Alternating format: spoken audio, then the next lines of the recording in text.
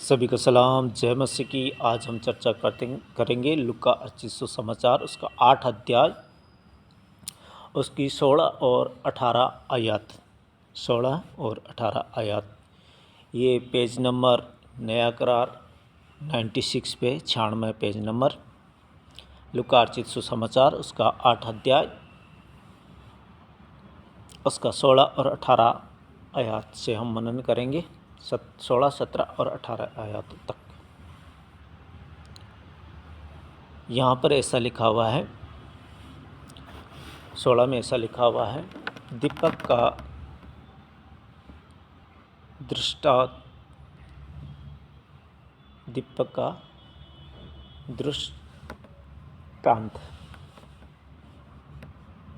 कोई दिया जला के बर्तन से नहीं ढाकता और न खाट के नीचे रखता है, परंतु दीवट पर रखता है कि भीतर आने वाले प्रकाश पाए।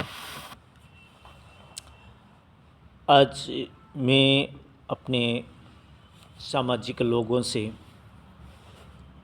पहले ये डर था, ये खौफ था कि लोग मुझे क्या कहेंगे या कहने वाले क्या कहेंगे। लेकिन धीरे धीरे वो जो डर है वो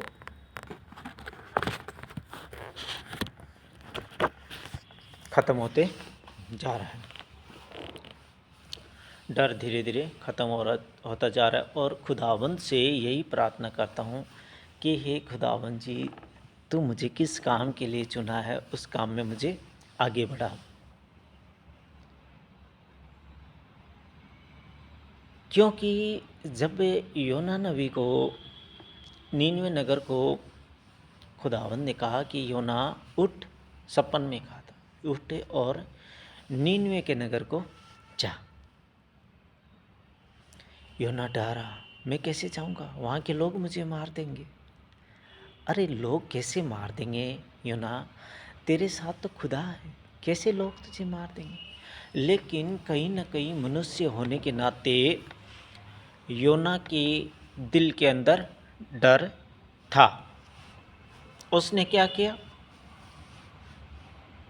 दूसरी तरफ भागने का प्रयास किया, नाव में चढ़ा, खाना पीना लिया और नाव में चढ़ गया। नाव में चढ़ने से खुदावंद ने नहीं रोका कि नहीं चढ़ना, नाव में चढ़ा। लेकिन ऐसा भयानक तूफान का सामना करना पड़ा कि नाव डूबने लगा था और योना अंदर बेफिक्री से सो रहा था। बेफिक्री से योना सो रहा था। तो उस नाव में बैठे हुए लोग सभी अपने अपने परमात्मा को याद कर रहे थे। उस नाव में बैठे हुए लोग कोई परमेश्वर को या विश्वासी नहीं थे। जाके उन लोगों ने उसे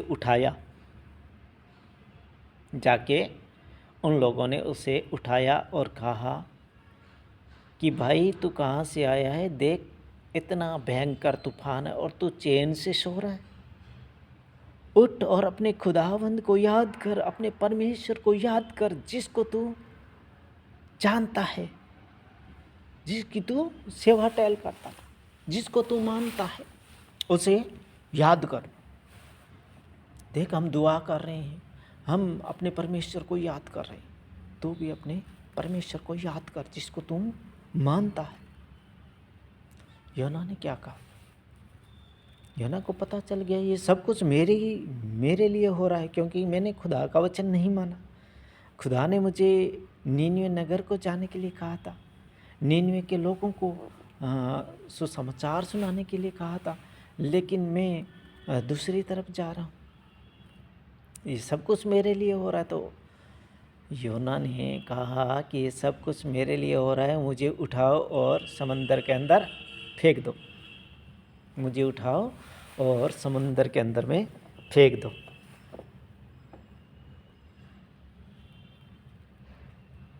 उन लोगों ने कहा नहीं, हम पापी हो जाएंगे, कैसे तुझे ऐसे फेंक दे। उसने फिर कहा कि मुझे उठाओ और समुद्र में फेंक दो, अगर तुम्हें बचना है तो।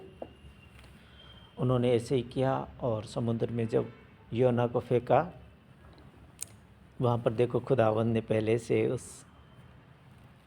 बेल मछली को तैयार करके रखा था कि यहाँ पर योना को तो निकल लेना। और 3 दिन तक योना उस मछली के पेट के अंदर रहा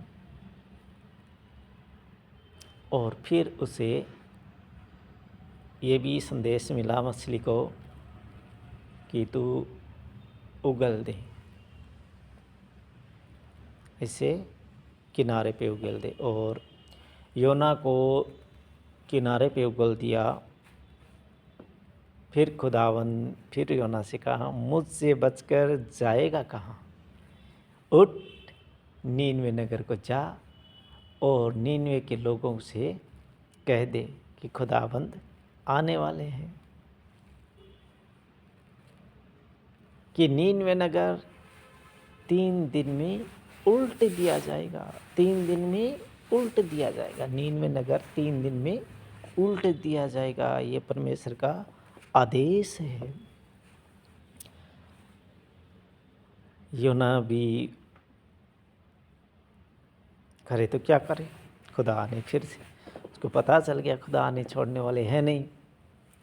तो योना गया नीनवे नगर को और वहाँ पर उसने उस नगर में कहने लगा कि नीनवे 3 दिन में उल्ट दिया जाएगा। ये परमेश्वर का वाणी है, तुम लोगों के लिए संदेश है। तो वहाँ के राजा जब उसे सुना कि ये बंदा कह क्या रहा है, तो कहा कि नीनवे 3 दिन में उल्ट दिया जाएगा, क्योंकि नीनवे नगर में पाप बहुत बढ़ गया। नीनवे 3 दिन में उल्ट दिया जाएगा, नीनवे 3 दिन में उल्ट दिया जाएगा। अरे ये तो खुदा की तरफ से कोई आया है, तो खुदा की तरफ से आया है बोल के सारे राजा ने ऐलान किया कि सब अपनी अपनी टाट पे राख मलो और खुदावंद से प्रार्थना करो कि ऐसा मत होने दो। और नीनवे नगर के लोग अपने टाट पे सर के ऊपर राख मली और खुदावंद से ऊंचे स्वर में प्रार्थना की कि हे खुदावंद, ऐसा मत करना, ऐसा मत करना, मत उल्ट देना इस नगर को, मत उल्ट देना इस नगर को। और खुदावंद, हमारा खुदावंद रहम करने वाला पिता है, वो बहुत जल्दी पिघल जाता है। और नीनवे के लोगों को उसने बचाया, नहीं होने दिया, नहीं पलटने दिया। अब वहाँ पर योना जब 3 दिन ये प्रचार कर चुका कि नीनवे 3 दिन में उल्ट दिया जाएगा, उसे पता चला कि आज ये लास्ट दिन है, आज ये नीनवे नगर उल्ट दिया जाएगा। खुदावंद ने कहा है चलो हम दूर खड़े होके इस नगर को देखूं। और वहाँ पर वो देखने की चाहत में दूर धूप में खड़ा था। नीनवे नगर तो उल्टा नहीं किया, गुस्सा हो गया योना। खुदावंद ने वहाँ पर एक रातों रात एक पेड़ को खड़ा कर दिया, इतना गहरा गहरा, इतना सुंदर सुंदर छाया उसकी, और सोने लगा। योना जी तो आराम करने लगे, वहाँ पर ऐश करने लगे, सो रहे हैं, मीठी मीठी नींद ले रहे हैं। फिर उठे, फिर देखा नीनवे तो उल्टा नहीं गया। गुस्सा, खुदा के ऊपर गुस्सा कि मुझसे कह के भिजवा दिया कि नीनवे 3 दिन में उल्ट दिया जाएगा, अब मेरी इज्जत कहाँ रही। पेड़ के नीचे नीचे विचार कर रहे हैं। इब्रानी 4:12 कहती है कि परमेश्वर का वचन हर एक दुधारी तलवार से भी बहुत चौखा है, जो गांठ गांठ और गुंदे गुंदे को आर पार छेदता और मन की भावना और विचारों को जांचता है। योना के मन में विचार क्या चल रहा है कि नीनवे तो उल्टा नहीं गया, नीनवे उल्टा नहीं गया, गुस्सा है खुदा के ऊपर। खुदा ने रातों रात उसके लिए गर्म थी, धूप थी, उससे बचाने के लिए रातों रात पेड़ भी खड़ा कर दिया। अच्छी गहरी नींद ले रहा है, नींद से उठ रहा है, न खाने की फिक्र है, न और आराम कर रहे हैं पेड़ के नीचे। अचानक से एक कीड़े को भी भेजा और उस पेड़ को पूरी तरह से खा पी के ख़त्म कर दिया। ले, एक पेड़ दिया था, वो भी सूख के उसके लिए भी गुस्सा हो रहा है। अब वहाँ पर खुदा का कलाम क्या कहता है कि देख योना, जिस पेड़ को तूने लगाया नहीं, मैंने उस पेड़ को रातों रात लगाया, रातों रात मैंने उसे नष्ट भी कर दिया। उसके लिए तो क्यों गुस्सा हो रहा है? और नीनवे नगर तो देख, उसमें कितने लाख मेरे बच्चे हैं, कितने लाख मेरे पशु हैं, कितने लाख मेरे बेटे बेटियां हैं, कितने मेरी दास दासियां हैं। कैसे पलट दूँ योना, कैसे पलट दूँ? खुदावंद कितना रहम करने वाला है। योना से कह रहा है कि कैसे पलट दूँ नीनवे नगर को, जिसको मैंने आज इतने सालों तक बसाया है। ये हमारा खुदावंद बहुत प्यार करता है मनुष्य जाति से, क्योंकि उसने उसको अपने स्वरूप बनाया है। उन बच्चों से बहुत प्यार करता है, उन जानवरों से बहुत प्यार करता है जिनको खुदा ने बनाया है। तो योना विश्वासी होने के नाते उसे ये काम करना था। आज हम समाज से डरते हैं, मुझे भी डर लगता था, लेकिन अब धीरे धीरे खुदावंद की जब जैसे जैसे मैं नज़दीक जाते जा रहा हूँ, मेरा डर धीरे धीरे खुदावंद ख़त्म कर रहा है। और मैं खुदा से यही कहता हूँ कि हे खुदावंद, मैं मनुष्य जाति से ना डरूँ, क्योंकि मनुष्य जाति यहाँ 30 साल 40 साल 50 साल मेरा साथ देगी, लेकिन अनंत जीवन का युग युग तक जीवन देने का वादा तो तू करता है पिताजी। तू अटल है, तू महान है। अगर तू कहता है कि तुम अगर मनुष्य के सामने मेरा इनकार करोगे, तो मैं तुम्हारा खुदा के सामने, मेरे पिता के सामने तुम्हें इनकार कर दूंगा कि मैं इस मनुष्य को जानता तक नहीं। परमपिता परमेश्वर जी, ऐसा दिन ना आए कि हमारे को आप कह दो कि मैं इसे नहीं जानता। हम कोई भी, चाहे हमारा कितना भी रिश्तेदार हो, चाहे जो हो, हम उससे खुल्लम खुल्ला चैलेंज करके कह सके कि खुदावंद के बंदे हम हैं। आप भी खुदा की तरफ फिरो, खुदा आपसे बहुत प्यार करता है। एक परमेश्वर की तरफ भागो, एक परमेश्वर आपका भला कर सकता है। तो यहाँ पर ऐसा ही लिखा गया है, लूका अर्चित सुसमाचार उसका 8 अध्याय उसकी 16 और 17 और 18 आयत। 16 आयत में ये कहा गया है, कोई दिया जला के बर्तन से नहीं ढकता और न खाट के नीचे रखता है, परंतु दीवट पर रखता है कि भीतर आने वाले प्रकाश पाए। आज अगर हम विश्वासी है तो हमारे को देख कर, हमारे को कि ये बंदा विश्वासी है, ये चर्च जाता है, तो कहीं ना कहीं ये कैसे खुशी से रह सकता है, ये कैसे खुश है, कैसे इनके घर में शांति है। तो कहीं ना कहीं हम भी चर्च में जाके देखें तो वह खुदावंद का वह जिंदा बख्श कलाम पूरा होता है कि हर जीभ मेरा अंगीकार करेगी, हर एक घुटना मेरे सामने झुकेगा। तो खुदावंद के नज़दीक हमें जाना है। कोई भी दिए को ढक के नहीं रखता। जैसे अगर हमारे अंदर विश्वास है तो उस विश्वास को हम छुपाएं ना, बल्कि अपने जिन लोगों से मिलते हैं उनके अंदर उसको फैलाएं, तो प्रकाश मिलेगा और वह खुदावंद की तरफ भागेगा। जैसे नीनवे नगर फिरा था, वैसे वो भी फिरेंगे। कुछ छिपा नहीं जो प्रकट न हो, न कुछ गुप्त है जो जान न जाए और प्रकट न हो। क्योंकि अगर हम छुपाने की कोशिश भी करेंगे तो हम छुपा नहीं सकेंगे, क्योंकि खुदावंद हमारे विचारों को, हमारे मन की भावनाओं को जांचता है। इसलिए हम छिपाने की कोशिश बिल्कुल भी ना करें। योना अपने आप को छिपाने का प्रयास कर रहा था, लेकिन समुद्र में जाने से भी, उससे मछली ने निकल जाने से भी और फिर से उगल देने के बाद में भी खुदावंद से छिप नहीं सकते हम। तो हम कभी भी खुदा का इनकार ना करें कि हम खुदावंद तुझे नहीं जानते। हम तुझे जानते हैं पिताजी, तूने हमें उस नरक से बाहर निकाल लिया जिनमें हम फंसे हुए थे, जिनमें हम नशे पते में फंसे हुए थे।